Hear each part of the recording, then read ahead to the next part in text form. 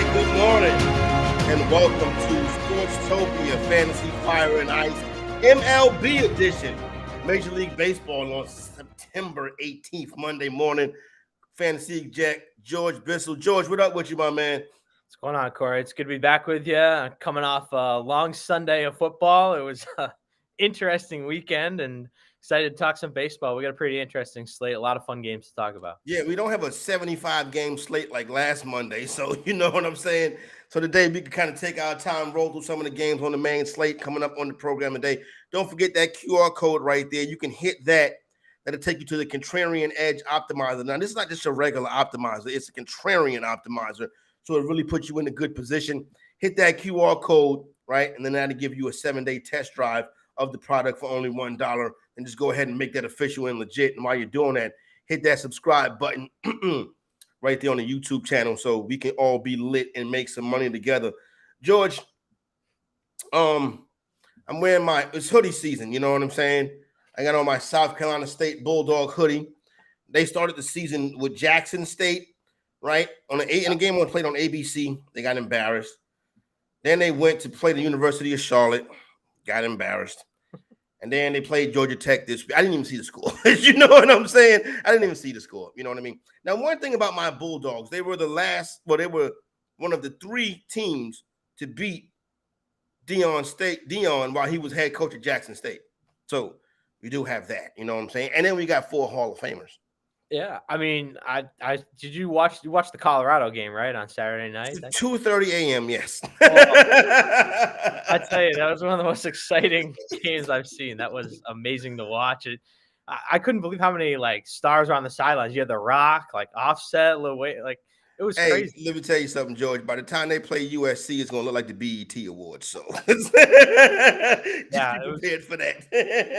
Hey, it's good. I think it's good for college football. That's what you can say. Number one, for Deion to be doing what he's doing. I think it's awesome for the sport. No doubt. And Deion played baseball. You know what I'm saying? He was a base stealer. You know, and can you imagine Deion in the DFS era? He would have been a guy that would have had a pretty decent price because of his ability to make contact and his ability to get on and steal bases. He didn't have much power, but Deion would have been who would you compare Deion's game to as a baseball player that plays now? Like a high on base percentage, steal base type guy, leadoff hitter. Yeah, I think he's kind of who we wanted Billy Hamilton to be. Remember Billy Hamilton? I remember Billy Hamilton. Well, that was one of the biggest scams in fantasy baseball history. Well, he was touted as a guy who had enough on-base skill to get on, and he was this prolific base stealer. I think he had 100 stolen bases in the minors, and everybody was like, okay, this is the guy. And it just kind of never came together for him. So Deion was like the best case scenario outcome of that. And, you know, the game's changed. Stolen bases are way up again this year with the rule changes, which has been huge. But I don't know if we're ever going to get to like we saw in the early 90s when you had guys like Vince Coleman and Ricky Henderson. Those guys would push 70, 80 steals a season like it was nothing. So yeah, I don't know if I'll ever get back to that. But but you are correct. I remember that Billy Hamilton era. You know what I'm saying? And the thing about it, you can't steal the base if you can't get on the damn base. You know what I'm saying? So yeah, that was a valuable lesson for me early on in my running career. I was like, don't bet on guys with plate skills. We're not sure if they're good or not. Like that's the lesson. Good call right there. You were able to rebound nicely. You know what I'm saying?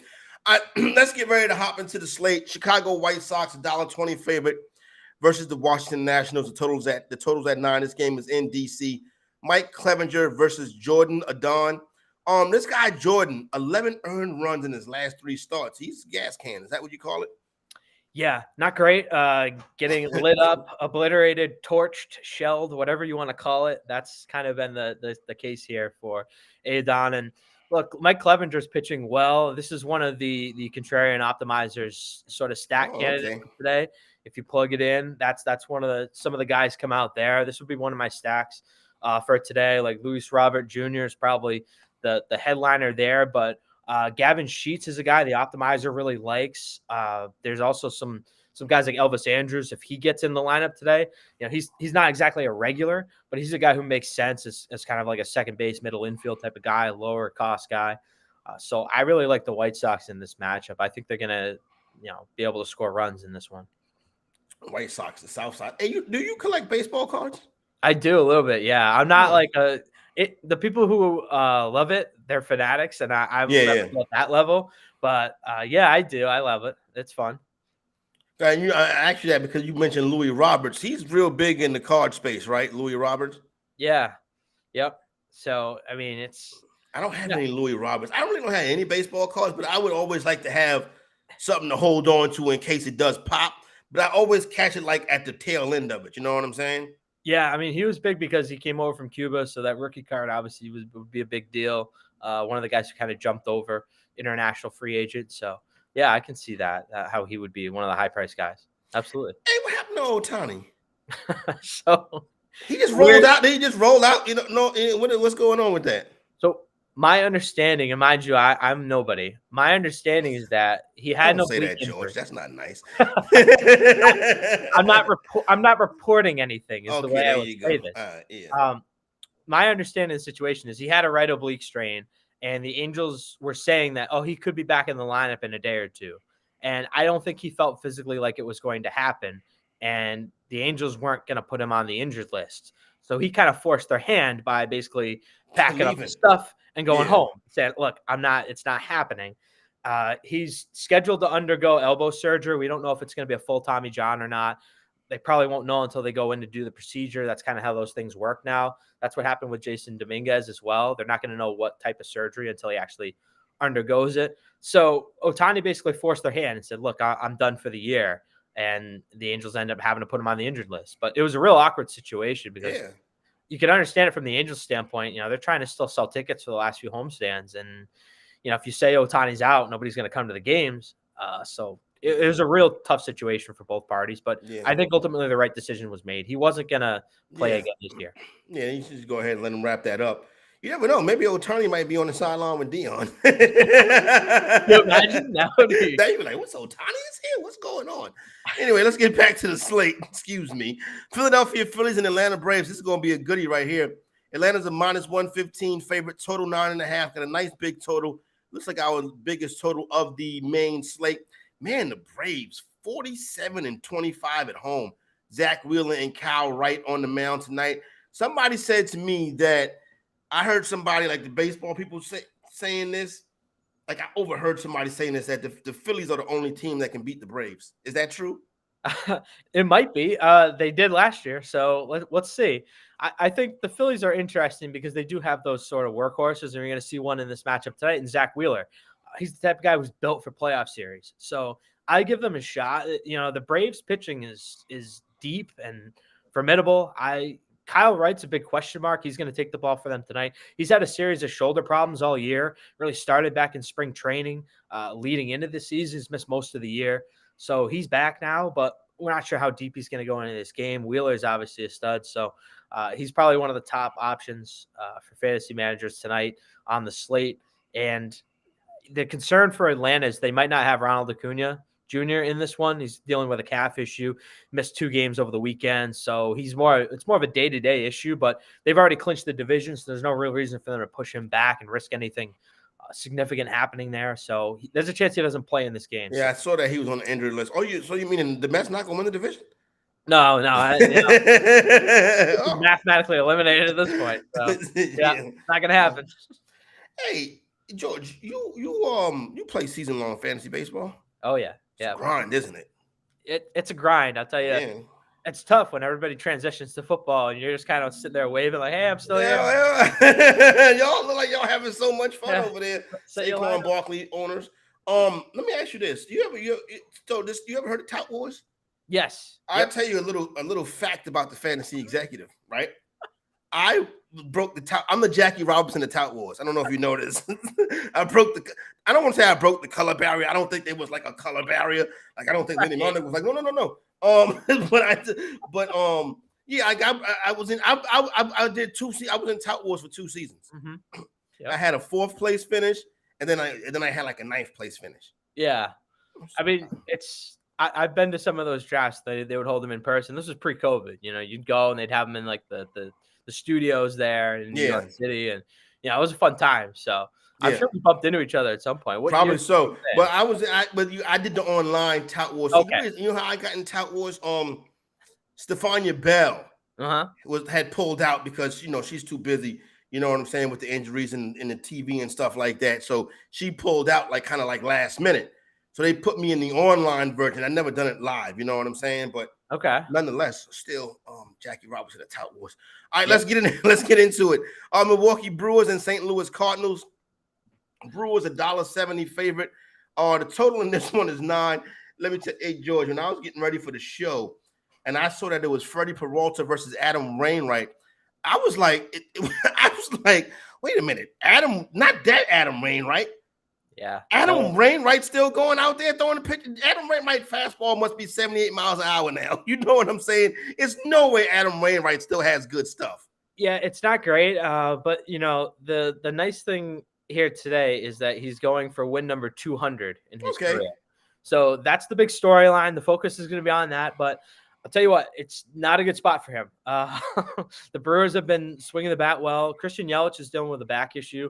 Missed 2 games over the weekend. Missed a couple games last week with that. So there's a chance he doesn't play in this one. But the Brewers lineup has been really, hitting well of late. Mark Canha's been really hot. So I think it's a tough spot for him. And with Freddie Peralta going on the other side, Peralta has been just outstanding. He's allowed 3 earned runs or fewer in 10 of his last 11 starts since the All-Star break. He's had at least 9 strikeouts in 6 of those starts. So there's actually a good prop for this today on Prize Picks, over under 6.5 strikeouts for Freddie Peralta. I would smash the over on that. I think he's going to get that. The Cardinals, that lineup's not exactly great at this point, and they're not playing for anything. So I think that the Wainwright, it's an awesome story, but I don't know. It's not a great matchup. The nicest guy. Don't get me wrong. You do this thing called Fantasy Cares, where you can auction on memorabilia, and then if you win the auction, you be in the Cardinals fantasy baseball. You do a fantasy football draft with the Cardinals. Right. Fantasy Cares is the name of the organization. They do a good job with that. But I'm just talking about him on the field. And I see where he is the Cardinals are 1-6 on the money line in his last 7 starts. He's just not helping them at all. He's like Dak Prescott. No, I mean, so Josh Allen. I'm sorry. I don't mean to make fun of Josh Allen no more. I'm sorry. What's interesting is he is going to get probably 3 more. Well, if you include tonight, 3 starts. He's got on the road at San Diego, and then he'll be home against the Reds on the 29th. That'll be probably his last start. So if I had to pick a date for him to come through, I think the 29th would be. That'd probably be the one. Season. Are they still going to do a 30 for 30 on the Reds, or did that even out to where, okay, the Reds are not the best team in baseball? Well, De La Cruz has really been struggling lately. I think he's batting 196 since August 1st, something like that. It's not great, but that lineup is they got some talent.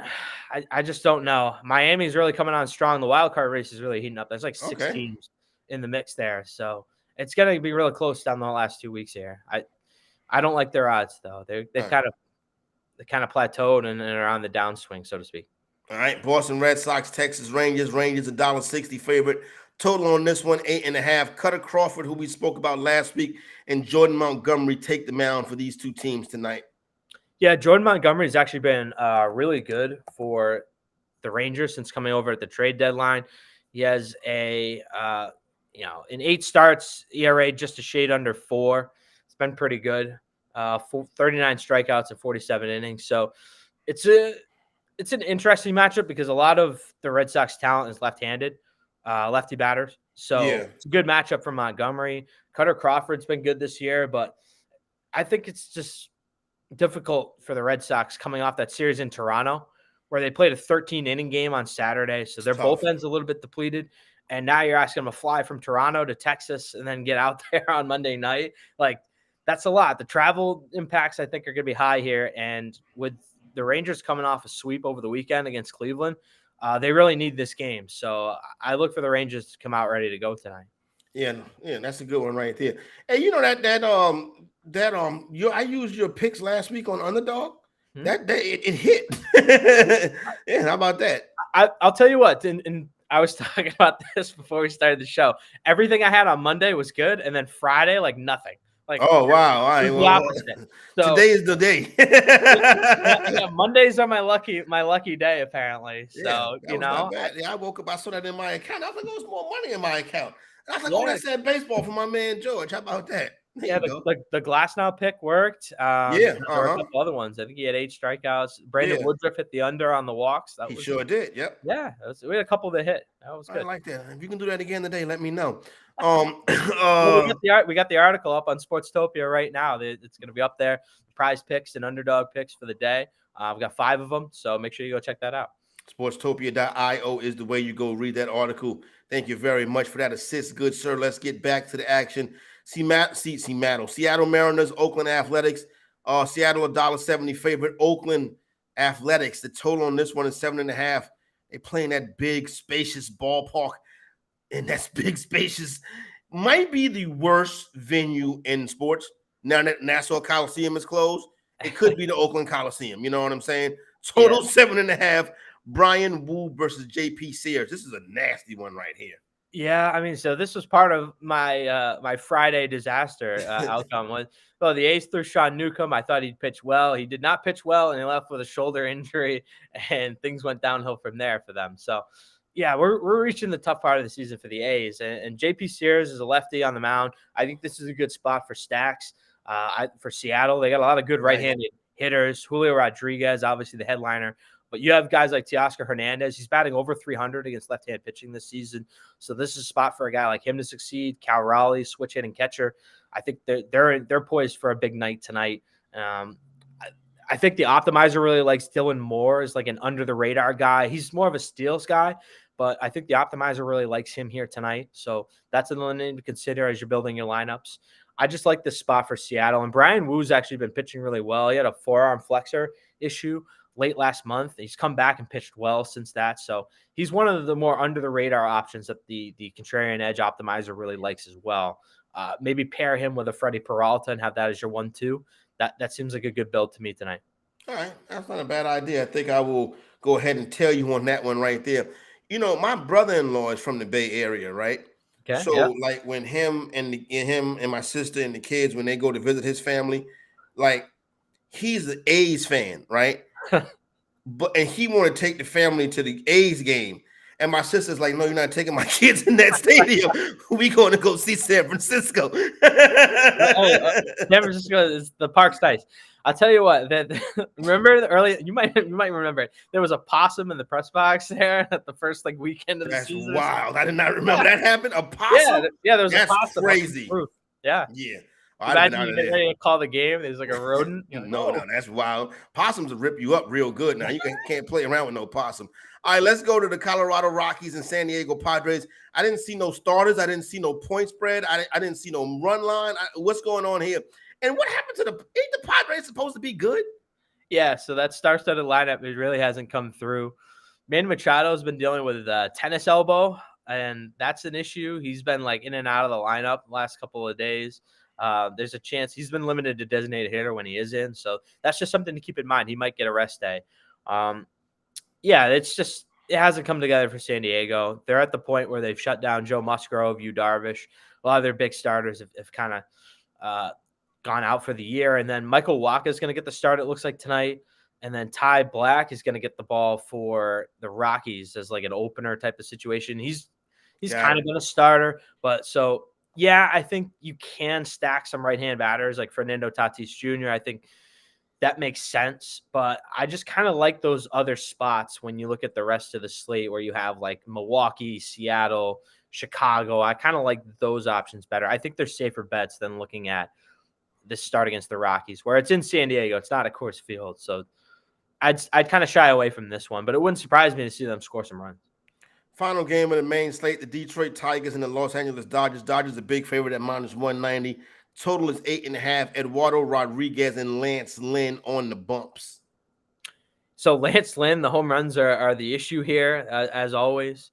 I think that's something to watch for. You have in Eduardo Rodriguez, a guy who's pitched well this season, but you don't like anybody really against the Dodgers. Yeah. Now, they've locked up a playoff spot. There's no reason for them to push guys here, but I think you do see Mookie Betts and guys like that in the lineup. And Betts obviously familiar with Rodriguez from his days with the Red Sox. Yep. So that's just something to keep in mind. He knows what to expect. So I always kind of like those little details like that. I think Mookie's going to have something for him tonight. those late games are always strange. I know we're on the East Coast, so those are Yeah. the weird ones where you're like at 2 a.m, you're watching, wondering what's going to happen. Can't So, do that. Can't do that twice a week. uh, Yeah, can't do that again. I'm no, out. The 2:30 a.m. is not suffice. I can't do that that many nights throughout the course of the week. So Prime already got me, so I won't be checking out the Dodgers tonight. You know what I'm saying? All right, yeah, let's get ready to go ahead and run that Contrarian Edge optimizer. Don't forget, you can hit that QR code right there. That'll take you to this optimizer. The keyword being Contrarian. This is not your typical optimizer. We're going to give you a different look at it right here. Oh, you already ran it. All right, so cool. I don't have to do that. So I can go right here then, right? Like Deion say here. Edward Cabrera, Joe Ryan. This is I'll do the blend. Joe Ryan.